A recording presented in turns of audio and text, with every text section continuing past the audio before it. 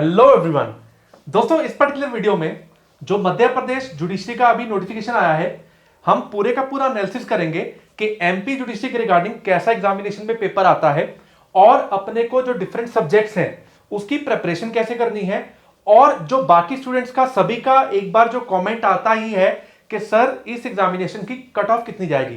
दोस्तों, मैं गगनदीप सिंह studies.in से इस पर्टिकुलर वीडियो में डिफरेंट सब्जेक्ट्स का एनालिसिस करूंगा कि आपको एमपी जुडिशरी के लिए किस टाइप का कंटेंट कवर करना है, टाइप ऑफ क्वेश्चंस जो पूछे जाते हैं एग्जामिनेशन में, ताकि आपकी अच्छे से प्रिपरेशन हो पाए। चलिए स्टार्ट करते हैं वीडियो को। वीडियो स्टार्ट करने के पहले मेरे को एक कहावत याद आई। कहते हैं, खोल दे पंख मेरे कहता है परिंदा, खोल दे पंख मेरे कहता है परिंदा, अभी तो मेरी और उड़ान बाकी है, जमीन नहीं है मंजिल मेरी, अभी पूरा आसमान बाकी है। दोस्तों, इस चीज पे गौर करना, जब भी आप जुडिशरी एग्जामिनेशन की प्रिपरेशन करते हैं, कुछ ना कुछ स्ट्रेटजीज का बहुत इंपॉर्टेंट रोल रहता है। ये वैसी ही वीडियो है जो आपको जुडिशरी प्रिपरेशन में, मध्य प्रदेश जुडिशरी की एग्जामिनेशन प्रिपरेशन में बहुत हेल्प करने वाली है, क्योंकि यहां पे पूरे का पूरा कट ऑफ एनालिसिस, डिफरेंट जो पेपर्स में, लीगल पेपर चाहे वो जीके का पेपर हो, सारे के सारा एनालिसिस है, कैसा कंटेंट पुट किया जाता है। तो जल्द से जुड़ जाइए, वीडियो को एंड तक देखिए, यहां पे बहुत इंपॉर्टेंट इंफॉर्मेशन कवर की जाएगी।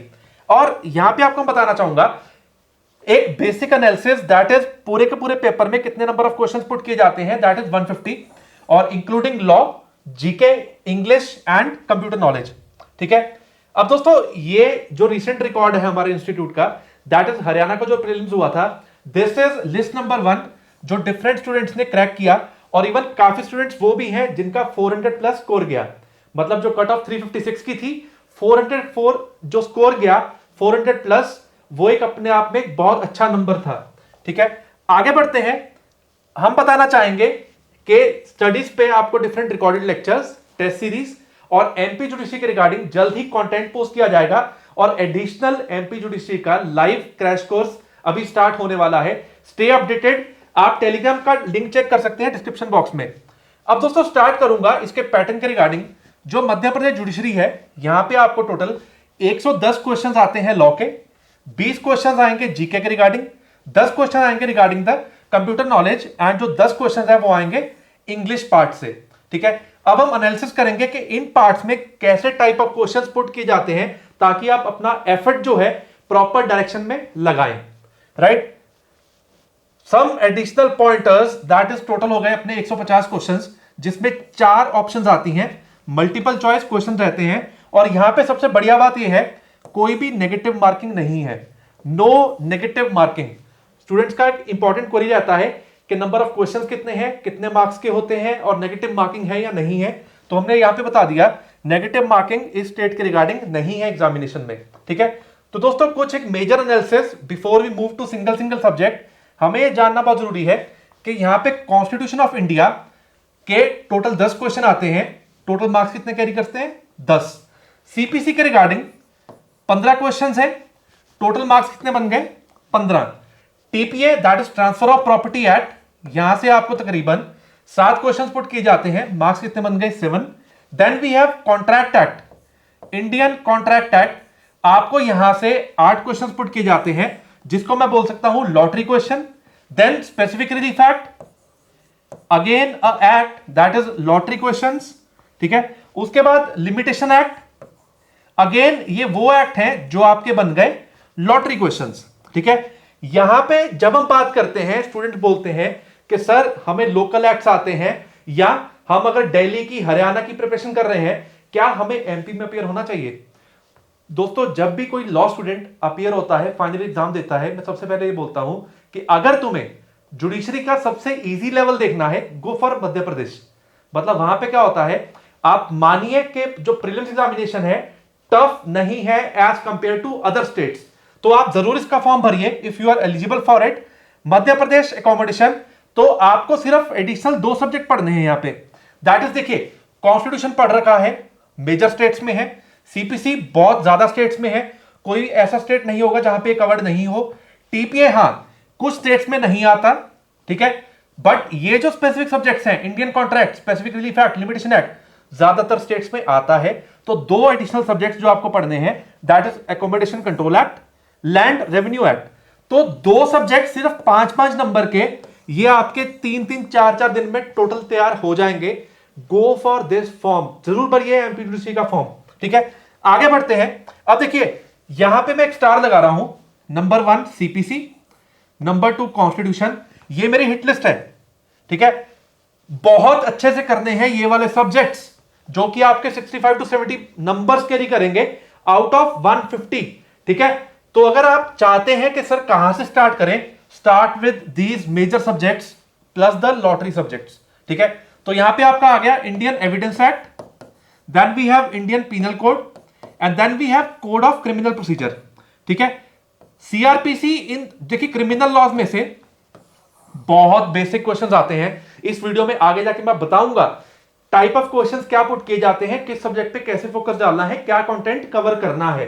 ठीक है, उसके बाद नेगोशिएबल इंस्ट्रूमेंट, ये भी निहायत ही बहुत इजी टॉपिक आता है। हाँ, थोड़ी सी मेहनत चाहिए आपको जनरल नॉलेज पे, जो एक एज क्रिएट करेगा, कंप्यूटर नॉलेज पे, और इंग्लिश का भी इतना टफ नहीं रहता। ठीक है, तो ये एरिया भी आपका तकरीबन जो 40 नंबर का वेटेज कैरी करता है, जब मैं 3 सब्जेक्ट को कैरी करूं, जीके, कंप्यूटर नॉलेज, इंग्लिश। ठीक है, तो टोटल ये जो ओवरऑल स्कोर है 150, आपका जो कट ऑफ जाता है, जल्द ही जान लेंगे इस वीडियो में कि डिफरेंट प्रीवियस ईयर्स में कितना कट ऑफ गया। ये अब हमने लिख दिया 2019 का। ठीक है, general category 118, OBC 113, SC ST 94, 82। ठीक है, अगला जो आ गया 2021 का जो कट ऑफ था, जो भी हाल ही में पेपर हुआ था पिछले वाला, यहां पे 115 था, कहीं ना कहीं कट ऑफ थोड़ा सा कम आया था। ओबीसी 105, देन 88 एंड 82, और चारों का एक बार एनालिसिस देखते हैं। दैट इज देखिए 17 से लेके पहले एक बार कट ऑफ बढ़ा था, फिर 118, फिर तकरीबन अगर मैं एवरेज लगाऊं कट ऑफ जो तकरीबन जाता है 115 से लेके 120 के आसपास। ठीक है, तो हमें कहीं ना कहीं सेफ साइड होने के लिए मध्य प्रदेश एग्जामिनेशन की प्रिपरेशन ऐसी होनी चाहिए जहां पे हमारा स्कोर तकरीबन 120 प्लस हो। राइट, अगर आप जनरल कैटेगरी से हैं। ठीक है, बाकी एनालिसिस यहां पे लिख दिया जो कट ऑफ गया है 17 का, 18 का, 19 का और 21 का। राइट, तो आप एक बार ये चेक कर सकते हैं।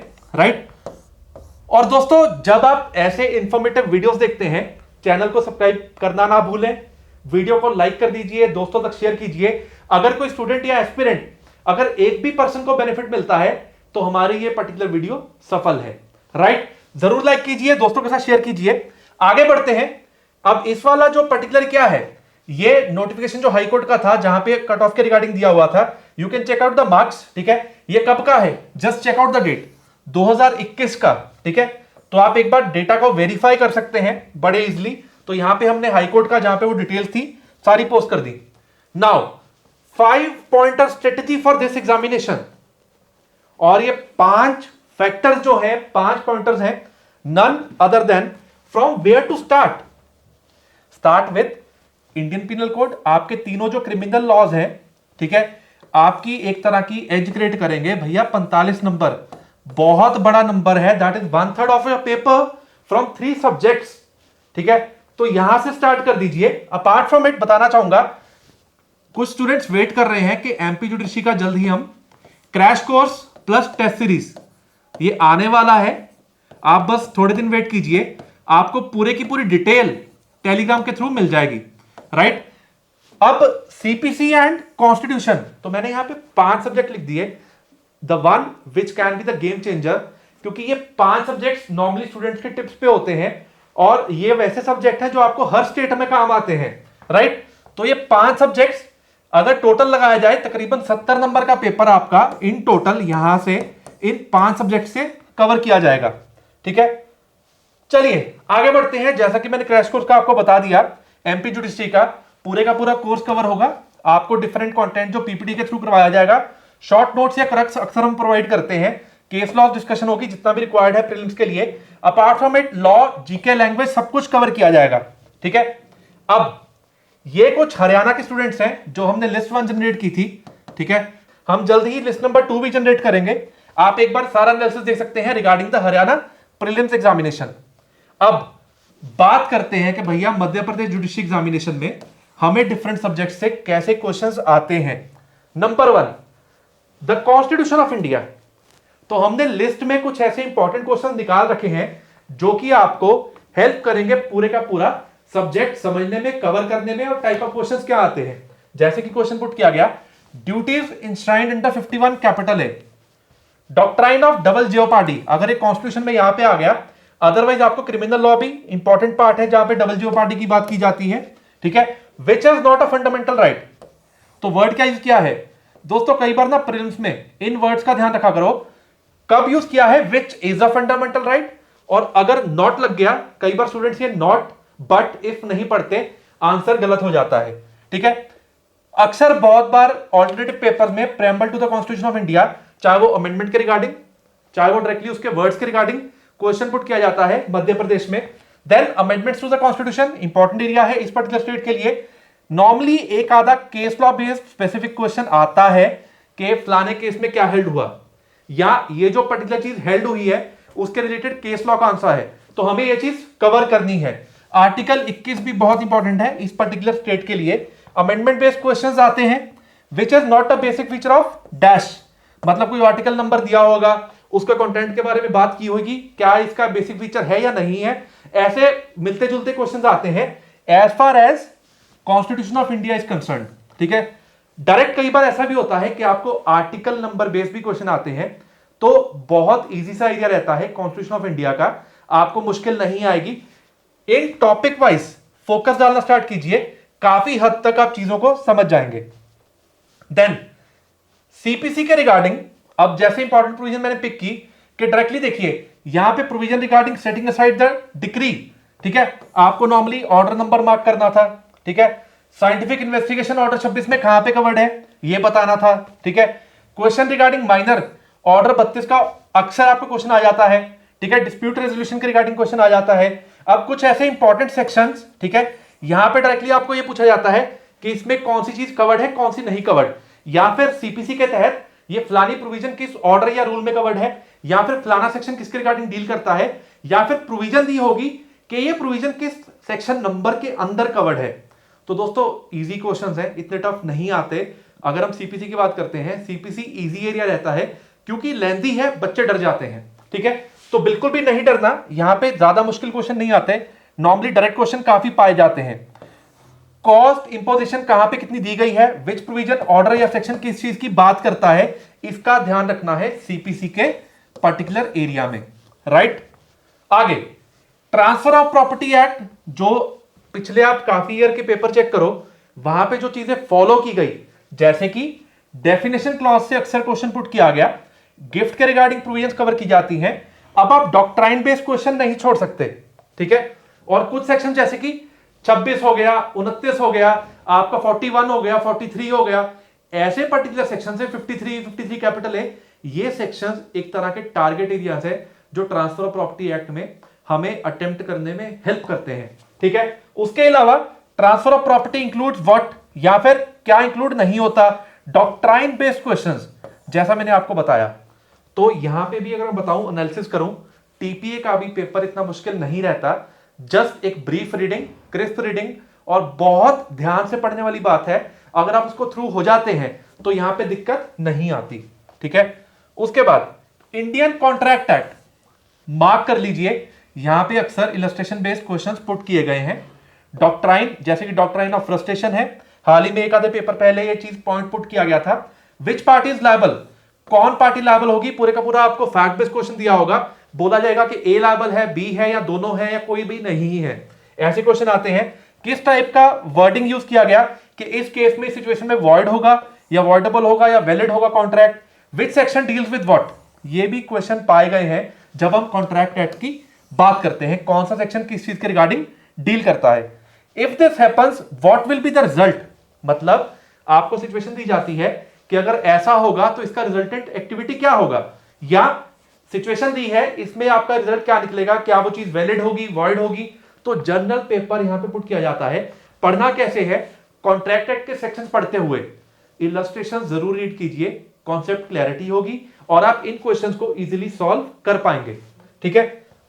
अगले पर्टिकुलर सब्जेक्ट पे मूव करता हूं, स्पेसिफिक रिलीफ एक्ट। पिछले 1.5-2 साल से मैंने जब जब पर्टिकुलर एग्जामिनेशन में बोला कि बच्चों जब का स्पेसिफिक रिलीफ अमेंडमेंट एक्ट आया है, जब का स्पेसिफिक रिलीफ अमेंडमेंट एक्ट आया है, यहां से अक्सर क्वेश्चन पुट किए गए हैं, चाहे वो सेक्शन 14 हो, 20 हो, इस टाइप के क्वेश्चंस पुट किए गए हैं जितनी भी अमेंडमेंट्स में कवर्ड थे। तो आपको हाल ही में जो पेपर हुआ था, which sections deal with which part, ऐसे क्वेश्चन पुट किए गए। एप्लीकेबिलिटी या इफेक्ट ऑफ द क्लॉज, कि अगर ये सिचुएशन होगी उस केस में क्या होगा, या फिर कई बार क्या होता है डायरेक्ट सेक्शन नंबर पुट किए होते हैं कि इंजंक्शंस के रिगार्डिंग, परपेचुअल के रिगार्डिंग कौन सी चीज कहां पे कवर्ड है, राइट। तो इतना मुश्किल कहा जाए कि यहां पे आपको, अगर आपने आराम से एक बार स्पेसिफिकली इफेक्ट पढ़ा है तो आपको ये सब्जेक्ट मुश्किल नहीं क्रिएट करेगा। एंड ट्रस्ट मी, काफी क्वेश्चंस यहां से डायरेक्ट पुट किए जाते हैं, इतना मुश्किल एरिया नहीं है। तो what you have to do is specifically fact के रिगार्डिंग बेसिक कंटेंट पढ़ना स्टार्ट कीजिए और समझिए कौन सी प्रोविजन में या कौन से कंटेंट में कहां पे क्या कवर्ड है, राइट। आगे लिमिटेशन एक्ट, ठीक है। यहां पे क्या है, आपको अक्सर लिमिटेशन पीरियड के रिगार्डिंग क्वेश्चन पुट किया जाता है। Applicability of which section two what, मतलब कौन सा सेक्शन कहां पे क्या चीज एप्लीकेबल है। सूट्स या अपील्स या एप्लीकेशंस, मतलब कौन सा सेक्शन सूट को एप्लीकेबल है या अपील्स की बात की गई है या एप्लीकेशंस के रिगार्डिंग, यहां पे इस एरिया का अगर आपको मैं एक क्रक्स बताऊं तो आपको लिमिटेशन एक्ट में सेक्शन नंबर 1 उसकी एप्लीकेबिलिटी, ठीक है। नंबर 3 जो टाइम पीरियड, यहां पे अक्सर कई स्टेट्स में टाइम पीरियड नहीं पुट किया जाता, बट एमपी में पुट किया जाता है कि इसके लिए लिमिटेशन पीरियड कितना है। तो आपको यहां पर ध्यान रखना है इस पर्टिकुलर पॉइंट के regarding, which part deem to be instituted from, मतलब कहां से आप टाइम पीरियड एक्सक्लूड करना काउंट करोगे। तो नॉर्मली अक्सर यहां पे क्वेश्चन आ जाता है when we talk about limitation act, right. अगले क्वेश्चन पे बढ़ते हैं, एमपी अकोमोडेशन कंट्रोल एक्ट। देखिए यहां पे क्या है कि आपको जो डेफिनेशन क्लॉज है, यहां से क्वेश्चन दिखेगा कि डेफिनेशन क्लॉज में ये एरिया कवर्ड है। Then with regard to powers, किस अथॉरिटी की क्या पावर है, कई बार ऐसा क्वेश्चन पुट किया जाता है, ठीक है। जैसे कि रेंट कंट्रोलिंग अथॉरिटी का यहां पे अक्सर क्वेश्चन आ जाता है, ठीक है। देन जैसे क्वेश्चन आया पिछले से पिछली बार, revision to what authority, that is to high court, ठीक है। स्पेसिफिक सेक्शन देके आपको ये पूछा गया था किसको करोगे अप्लाई, तो आपको कई बार यहां से इन दो एक्ट से डायरेक्ट क्वेश्चन आते हैं, क्योंकि जब हम कंटेंट को एंड वाले डे पे पढ़ते हैं तो चीजें याद नहीं रहती। इस एक्ट को भी पैरेलल एक बार आराम से गो थ्रू कीजिए, चाहे वो अकोमोडेशन एक्ट है, चाहे वो आपका नेक्स्ट लैंड रेवेन्यू एक्ट है। यहां से आपको इंपॉर्टेंट एरिया, मतलब बेसिकली ये भी क्या है, 5-5 नंबर लॉटरी के हैं, क्योंकि क्वेश्चन घुमा फिरा के नहीं होता, क्वेश्चन डायरेक्ट होता है, बस पढ़ने की जरूरत है 1 या 2 बार, ठीक है। ऑब्वियसली रेपिटेशन बार बार चाहिए होंगी, बट आपको जब समझना है बहुत ध्यान से पढ़िए, आपको नॉर्मली अक्सर डायरेक्ट क्वेश्चन मिल जाएंगे कलेक्टर के रिगार्डिंग, भूमि समावी के regarding, application presenting to whom, ठीक है, ऐसे क्वेश्चन आ जाते हैं, ठीक है। किसी का क्या रोल है, ऐसे क्वेश्चन भी आ जाते हैं when we talk about MP land revenue code, ठीक है।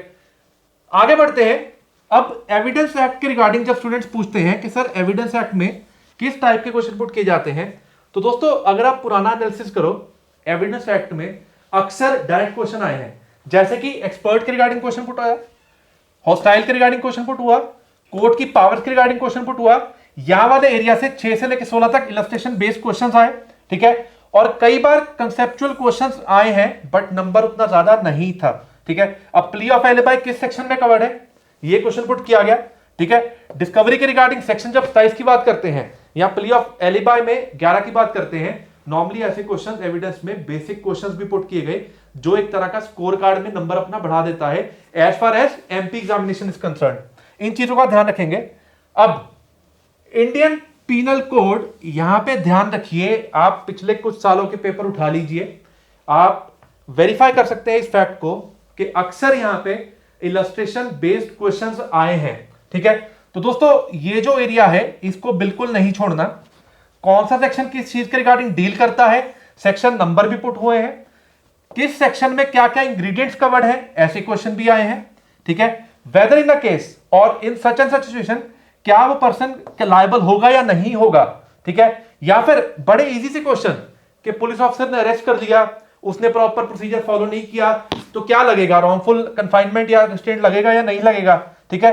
Weather a person is liable in such and such situation और नॉट, बहुत इजी क्वेश्चन आईपीसी के आए हैं, सिर्फ देर है आपको ध्यान से पढ़ने की, ठीक है। तो दोस्तों बताना चाहूंगा, स्टडीज की तरफ से हमारे पास दोनों ऑप्शन अवेलेबल हैं, चाहे आप रिकॉर्डेड कोर्सेज ज्वाइन कर सकते हैं जिसकी बहुत ही ज्यादा अफोर्डेबल फीस है, the same goes for the live lecture जहां पे फीस का हम बहुत ध्यान रखते हैं कि हर बच्चा उस कोर्स को अफोर्ड कर पाए। ठीक है, तो आगे बढ़ते हैं। इंडियन पीनल कोड के बाद क्रिमिनल प्रोसीजर कोड में मैंने बहुत बार एग्जामिनेशन में आपको बोला बॉस स्टेट के लिए कि 2829 एग्जामिनर्स का फेवरेट रहा है। इन्वेस्टिगेशन के पार्ट से अक्सर 2 या 3 क्वेश्चन पुट किए जाते हैं। ठीक है, अब यहां पे एक एडिशनल क्वेश्चन जो नॉर्मली काफी स्टेट्स में नहीं आता कि कौन सा ऑफेंस कौन सा कोर्ट ट्राई कर रहा है, मतलब क्या वो मैजिस्ट्रेट कोर्ट करेगा या फिर क्या वो कोर्ट ऑफ सेशन ट्राई करेगा, इस चीज का ध्यान रखना है डिफरेंट सेक्शंस के रिगार्डिंग। ठीक है, कुछ हिडन एरिया जैसे कि 100 से 110, 300 से 327, यहां से भी अक्सर क्वेश्चन देखे गए हैं। बेल का एरिया स्किप नहीं करना, इंक्वायरी और चार्जेस का भी एक बार अच्छे से पढ़ लेना फॉर दिस पर्टिकुलर स्टेट, आपको काफी हेल्प मिलेगी। जब आप एग्जामिनेशन में जाके चीजों को देखोगे तो क्वेश्चन वहां पे पुट किए जाएंगे। ठीक है, देन नेगोशिएबल इंस्ट्रूमेंट का ज्यादा मुश्किल पेपर नहीं होता, that is which section deals with what. तो ये तो बहुत बेसिक सा पार्ट है जो अक्सर हर लॉ स्टूडेंट को पता होगा, कौन से सेक्शन में क्या कवर्ड है, माइनर के रिगार्डिंग प्रोविजन कहां पे है, पता है 138 का क्वेश्चन आना ही आना है। तो ये सारा एरिया इंपॉर्टेंट बन जाता है जब हम नेगोशिएबल इंस्ट्रूमेंट एक्ट की बात करते हैं। इतना मुश्किल पेपर यहां से नहीं आता, 1-2 रैंडम क्वेश्चंस पुट किए जाते हैं बट मुश्किल नहीं। ठीक है, मुश्किल होता है कि घुमा फिरा दिया क्वेश्चन को कि आपको आंसर आइडेंटिफाई करना मुश्किल हो रहा है, बट यहां पे जब आपको पता है कि कौन से सेक्शन के बारे में पूछा गया या ये बात कौन से सेक्शन में की गई है तो इजी क्वेश्चन काउंट होगा। Negotiable instruments act. अब दोस्तों जनरल नॉलेज के रिगार्डिंग ऑलरेडी एक पूरी की पूरी वीडियो भी पोस्ट की थी, यहां पे कौन कौन सा एरिया या कंटेंट कवर होता है। एग्जांपल के तौर पे आप उठा लीजिए, ज्योग्राफी के रिगार्डिंग क्वेश्चन पुट किए जाते हैं जैसे यहां पे नंबर्स लिखे हैं। ठीक है, हिस्ट्री के रिगार्डिंग एक आधा क्वेश्चन आया है, इकोनॉमी के रिगार्डिंग यहां पे लिस्ट नील है, then sciences and tech, science and tech के रिगार्डिंग भी एक आधा क्वेश्चन पुट किया जाता है हर बार। ठीक है, एमपी जीके ये एक तरह का इंपॉर्टेंट रोल है कि आपको अपनी नेटिव स्टेट के बारे में या जो आउटसाइडर्स एमपी के लिए अपेयर हो रहे हैं आपको उसके बारे में, स्टेट के बारे में मालूम होना चाहिए। ठीक है, नंबर्स काफी ज्यादा हैं, राइट। करंट अफेयर्स के रिगार्डिंग 2-3 क्वेश्चंस आते ही आते हैं। ठीक है, देन बचा जनरल जीके, तो आपको नॉर्मली ये टोटल जो बाइफर्केशन है तो आपको तकरीबन ये 20 नंबर के रिगार्डिंग जो क्वेश्चन पेपर आता है। ठीक है, तो हम बता दें इसके रिगार्डिंग सेपरेट वीडियो भी अवेलेबल है, आप चेक कर सकते हैं स्टडीज चैनल पे, इलेबोरेटिव कि जीके में क्या क्या चीजें कवर होती हैं, राइट। अब कंप्यूटर नॉलेज के रिगार्डिंग अगर आपको बेसिक भी मालूम है ना, डिस्क्रिप्शन बॉक्स में कुछ हम बुक्स प्रोवाइड कर देंगे कि बेसिक्स ऑफ कंप्यूटर क्या होते हैं, कब कौन सी चीज आई, कौन सा ईयर था, या फलानी चीज का आप जब बोलते हैं कि उसकी फुल फॉर्म क्या है, ऐसे क्वेश्चंस पुट किए जाते हैं। लंबा चौड़ा कॉन्सेप्ट यहां पे नहीं है, बहुत इजी पार्ट रहता है। अगर आप बेसिक्स ऑफ कंप्यूटर भी पढ़ लोगे, ठीक है, आपके क्वेश्चंस अटेम्प्ट हो जाएंगे। तो यहां पे इतना मुश्किल एरिया नहीं है, बिल्कुल इजी सा पार्ट रहता है। ठीक है, तो आपको डिफरेंट चीजों का मैंने एनालिसिस बता दिया। अब इंग्लिश के रिगार्डिंग 1-2 वर्ड्स के रिगार्डिंग पूछ लेंगे। ठीक है, तो डिफरेंट एनालिसिस पूछ लेंगे कि इसका फ्रेज का मतलब क्या है। तो ये भी बहुत एक इजी एरिया है एज कंपेयर टू दिल्ली या अदर स्टेट, वो लेवल का पेपर नहीं रहता जब हम इंग्लिश की बात करते हैं। बहुत मुश्किल एरिया नहीं होता अगर आप बेसिक कॉन्सेप्ट भी पढ़ने स्टार्ट कर दें, 8th 9th 10th +1, ठीक है, तो आपका ये नॉर्मली हल निकल आएगा। फिर से रिपीट कर रहा हूं एक चीज कि हमने जो क्रैश कोर्स या लाइव लेक्चर निकाले हैं जिसका क्रैश कोर्स स्टार्ट होगा उससे आपको काफी हेल्प मिलेगी, और इवन टेस्ट सीरीज भी स्टार्ट होगी जो सब्जेक्ट स्पेसिफिक भी होगी और पूरे का पूरी पैटर्न बेस्ड कि एमपी में जैसा पेपर आता है 150 क्वेश्चंस का, आपका स्कोर कार्ड आप चेक कर सकते हैं। तो दोस्तों ये चीजें आपको बहुत हेल्प करेंगी। हाल ही में अभी कमिंग टाइम में एडिशनल कंटेंट हम पोस्ट करेंगे रिगार्डिंग दिस एग्जामिनेशन, तो जुड़े रहिए इस चैनल के साथ और चैनल को सब्सक्राइब कर दीजिए, बेल आइकन क्लिक कर दीजिए ताकि जब भी हम नया वीडियो पोस्ट करें आपको साथ ही साथ अपडेट मिल पाए और आप वीडियो को जरूर देख पाए। ठीक है, ऐसे और वीडियोस जो आपको हेल्प करेंगे एमपीसीक्यू प्रिपरेशन के लिए हम पोस्ट करते रहेंगे। अभी के लिए thanks a lot for watching this video. Channel को सब्सक्राइब करना ना भूलें। डिस्क्रिप्शन बॉक्स में टेलीग्राम का लिंक दिया गया है, वहां पे हम काफी इंपॉर्टेंट कंटेंट पोस्ट करते हैं जो आपको एग्जामिनेशन के लिए हेल्प करेगा। Thanks a lot.